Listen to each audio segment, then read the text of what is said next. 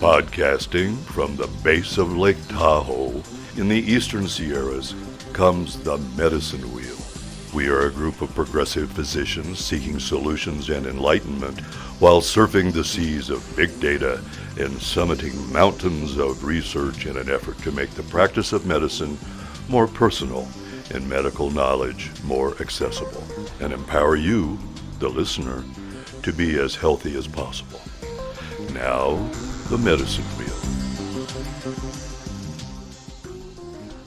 Hello everyone, and welcome back to the Medicine Wheel. We're here today with one of the co-founders and co-producers of the Medicine Wheel, my practice partner and a close friend, Dr. Ann Barnet. I want to say thanks for coming in this morning, and we want to learn a lot about you. I know some of our listeners are curious as to who forms the team. We were able to interview last week one of our partners, Dr. Gerber, as well as Dr. Floyd, and now it's your turn in the hot seat. Yes, please be gentle.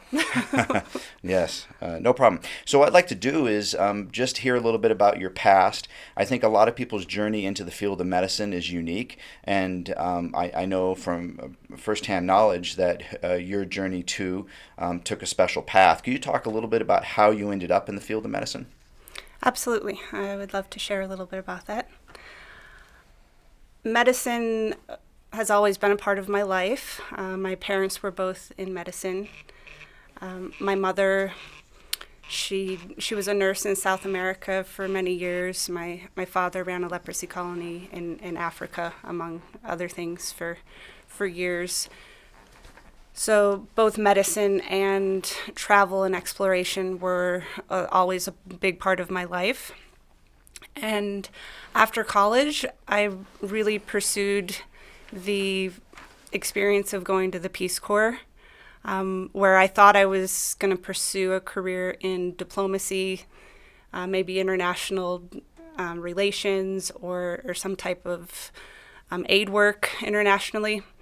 And what I ended up doing in the Peace Corps was I was at a small clinic where we were mainly doing prenatal visits for the local women, and I loved doing it.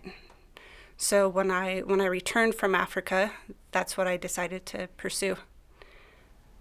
Yeah, that's fantastic. I mean, I think any sort of international experience like that can really give you a flavor of what medicine is like beyond our borders. Really eye-opening. And as I've traveled myself extensively internationally, I've seen firsthand how we really shine when it comes to Western medicine.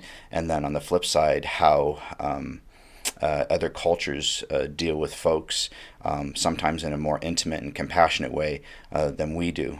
So I think that path brought you to some enlightenment early on. You mentioned doing sort of prenatal care, and I understand that you practice internal medicine now. Is there a reason why you didn't go into obstetrics or gynecology, or for that matter, pediatrics? Yes. I was initially interested in those things when I came back. And to be honest with you, I was disillusioned when I was doing my rotations in especially OB. My experience in Africa was that birth was a completely natural thing. It was, the women would actually often give birth while they were working in the fields, harvesting peanuts. They would give birth, and sometimes they would come to the clinic if they needed a clean knife or something sharp to cut the umbilical cord, but otherwise this is something that women did themselves, or the other women and the midwives in the village helped them with.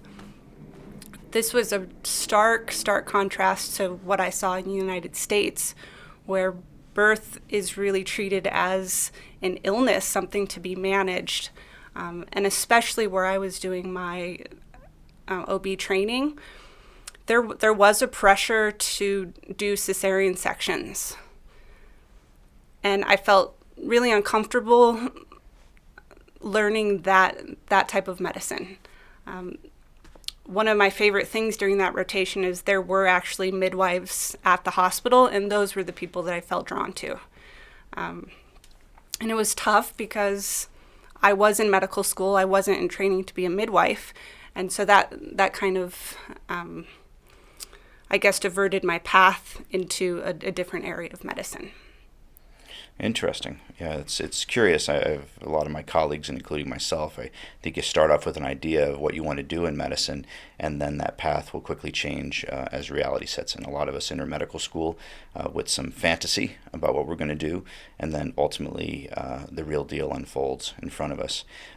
Since you've been practicing medicine for many years now, give me an idea if there's been any sort of lessons that you've learned that have sort of changed who you are at your core. I think a lot of us will have an experience or a series of events take place within the field of medicine where we're really profoundly changed.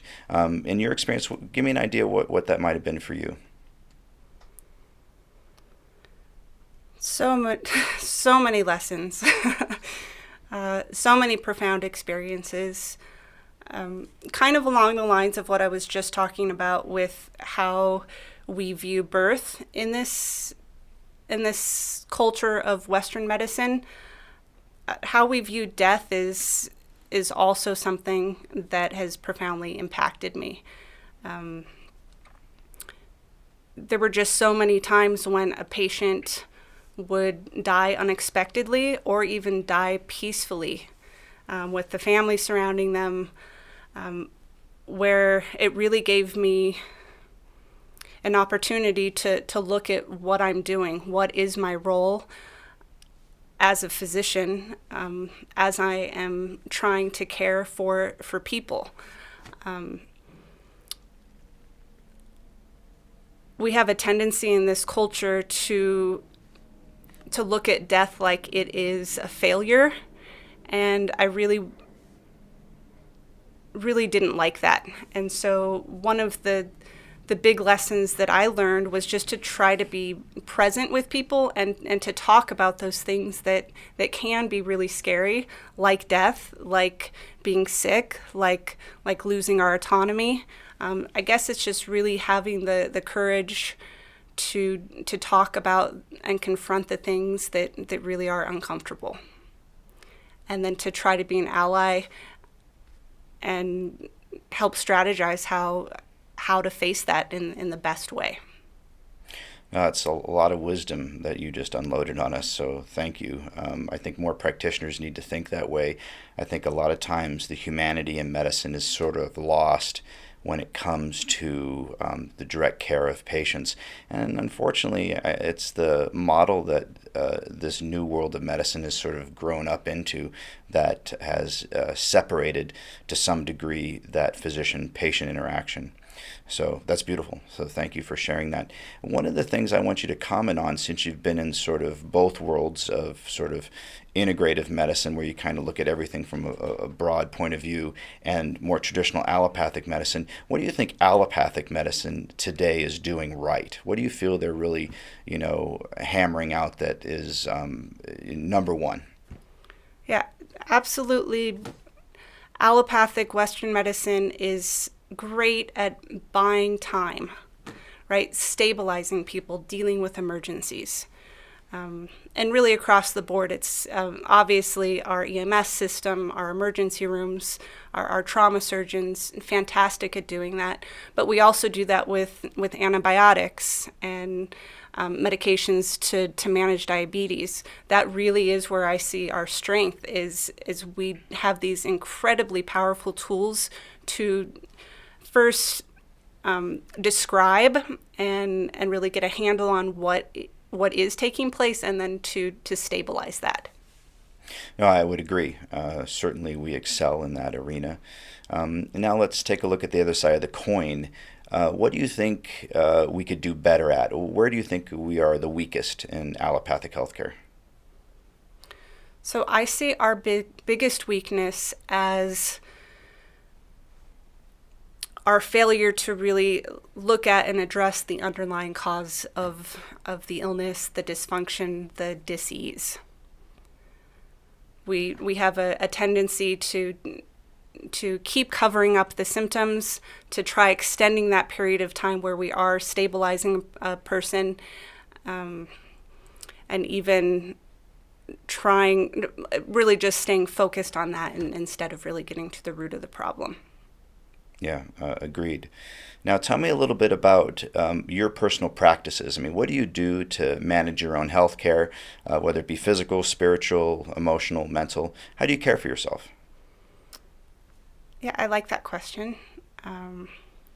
This is a practice that I've really been developing, especially over the past 5 years, as my concept of what true balanced health is, and I've really come to the realization and have been able to experience that health and self-care really involves having a life that's balanced in all areas. So I do have a good diet. I am very mindful of what I eat. I'm not perfect. I crave sugar. Sometimes I eat high fructose corn syrup, which is embarrassing, and I'm not proud of it. But I'm human, and luckily that is an exception for me. Overall, I'm very mindful of my diet. I eat my vegetables.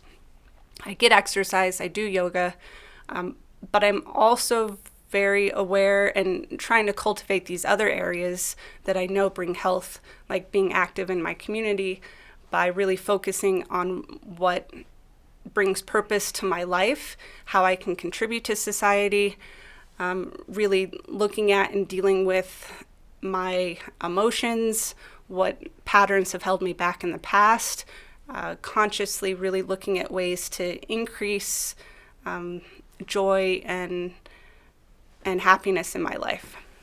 That's fantastic. Tell me a little bit about now some activities or endeavors that you pursue outside of medicine. I think a lot of physicians, they get overwhelmed by the job itself, and any time they have outside of medicine is respite. I mean, it's recovery time. So kind of share with me, what do you do outside the walls of medicine that are areas that you have passion for? So one of my favorite things, which is also a way that I help recharge and take care of myself, is I love hot springs. So I try to go to Sierraville once a month, just really relax and literally soak up nature and minerals and ground myself. Other things that I like doing: ecstatic dance, yoga. I love being in nature. I love taking hikes. I love playing games. Those are some of my favorite things. Different sports, again, it depends on what time of the year it is. No, that's fantastic. I think it's so important that physicians find that healthy balance. So many of my colleagues, my peers, even my professors, I can see are sort of plagued by medicine, and unfortunately it isn't the most healthy profession out there, and a lot of people suffer the ramifications of being perfectionists within the walls of medicine. So thank you for sharing that. One thing I always ask docs, and just because I'm a little bit of a futurist myself, is where do you see medicine and or healthcare in the next 25 to 50 years? What do you think that looks like? Yeah. I suspect it's going to be unrecognizable, and I also have no idea what that final vision is going to crystallize into. There have been so many promising technologies really coming out over just the past few years when it comes to genetics and gene splicing and stem cells, that I suspect that a lot of our bread and butter procedures and even practices that we do as medicine today will disappear and be completely different. I think that computers and machines may play a bigger role in that. I also think that we are going to get back to our roots in some ways and start rediscovering lessons from really ancient cultures that knew the importance of community and taking care of our environment, and that's going to be integrated into whatever our health maintenance system is going to be. So I think it's going to be exciting, and I'm looking forward to see, what it really is. No, that's great. And I agree. I think we won't really recognize it. And I think a lot of times if I'm around in, 25 or 50 years, number one, I'll be really lucky. I'll be very happy. But number two is that if I don't have garnered that information and sort of rolled with the changes that are coming, both with the level of information and technology, they probably will take my license away and they won't let me practice anymore because I will not have the funded knowledge necessary to do so. On this last note, I want to make sure our listeners leave with some pearls from you. And we have a lot of folks out there that need, I think, healthy, well-rounded medical advice, and asking you just to throw out a few pearls so people can maybe chase after them and apply them to their own lives. Yeah, great. I think one of my personal lessons and favorites is to really follow your intuition and be an active participant in your health. I think that a lot of us, including myself at times, have a tendency to trust what the expert is saying and really take their word as being more valuable than what I've learned myself. And what I found is that there really, again, is a balance there, and our intuition is just as valuable, if not more valuable, than someone else's advice. And I think you can find the best outcomes when you find a place where both of those things are resonating. Yeah, I think it's important for anybody listening or watching this to understand that the physician-patient relationship, number one, is sacrosanct, and it is the highest level of service one could pursue. And that goes both ways. I mean, we as physicians or clinicians provide a very important service to our patients, and vice versa. Our patients provide us a lot of information that we utilize to create this relationship that is profoundly important. And if we do not treat our patients in a way that's, number one, respectful and honoring of not only their intuition, but their own basic understanding of how they exist and live in this world, then we really are not doing our job. So I'm grateful that you shared that wisdom with our listeners.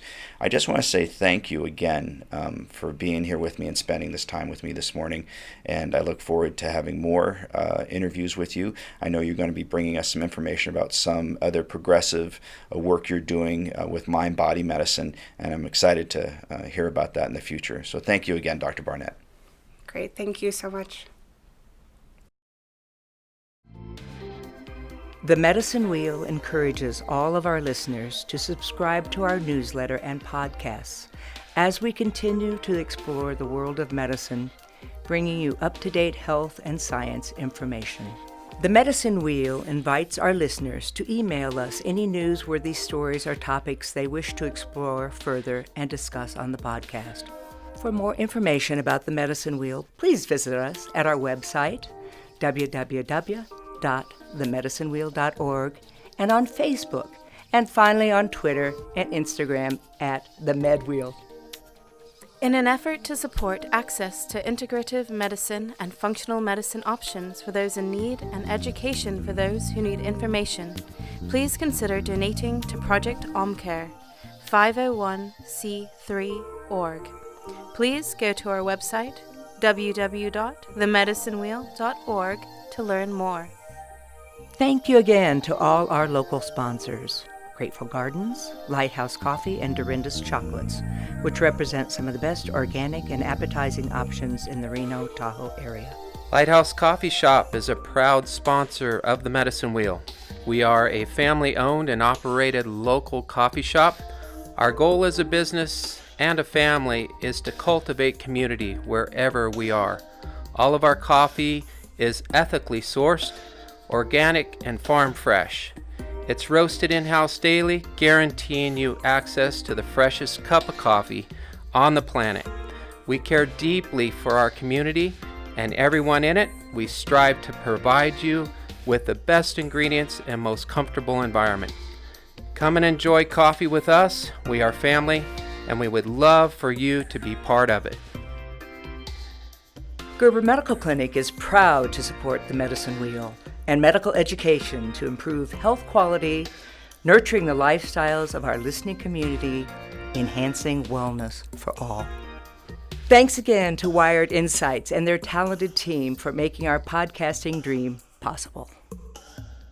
In closing, we would like to remind all of our listeners, if you have a medical concern or diagnosis, you need to see your personal doctor without delay, and if needed, obtain a referral to a specialist. If ever you feel the health issue you have is urgent or an emergency, please call 911 and go to your nearest emergency room.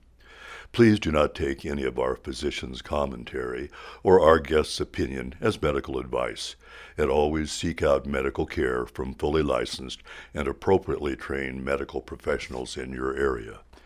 The information shared in this podcast is for general information only and should not be construed as medical advice, and understand that no doctor-patient relationship is formed. The use of this information and educational materials linked to this podcast and website are employed at the user's own risk. The content of this podcast is not meant to be used as a substitute for medical advice, diagnosis, or treatment.